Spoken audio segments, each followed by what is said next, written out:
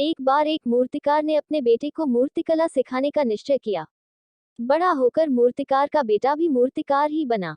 दोनों अब साथ में अपनी मूर्तियां बेचने बाजार जाते और अपनी अपनी मूर्तियां बेचकर आते। बाप की मूर्तियां 40-50 रुपए की बिकती, पर बेटे की मूर्तियों का मूल्य 3-4 रुपए से ज्यादा ना मिलता। बाजार से आने के बाद मूर्तिकार अपने बेटे को पास बिठाता और मूर्ति बनाने में हुई गलती के बारे में बताता और अगले दिन उस गलती को सुधारने के लिए कहता। ये क्रम कई सालों तक चलता रहा। लड़का काफी समझदार था। उसने अपने पिता की सभी बातों को बड़े ही ध्यान से सुना और अपनी कला में सुधार करने का प्रयत्न करता रहा।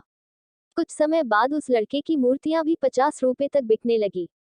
मूर्तिकार अब भी अपने बेटे को उसी तरह समझाता और मूर्ति बनाने में होने वाली गलती के बारे में अपने बेटे को बताता। बेटे ने अपनी कला पर और भी अधिक ध्यान दिया। उसकी कला और भी अधिक निखारने लगी। अब मूर्तिकार के बेटे की मूर्तियां 100-100 रुपए तक बिकने लगी। बेटे की कला को सुधारने का क्रम मूर्तिकार ने अब भी बंद नहीं किया।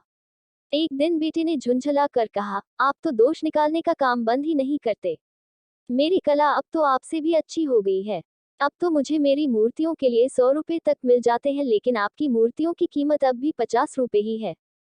मूर्तिकार ने अपने बेटे को समझाते हुए कहा, बेटा, जब मैं तुम्हारी उम्र का था तब मुझे मेरी कला का अहंकार हो गया था और फिर मैंने अपनी कला के सुधार करना छोड़ दिया।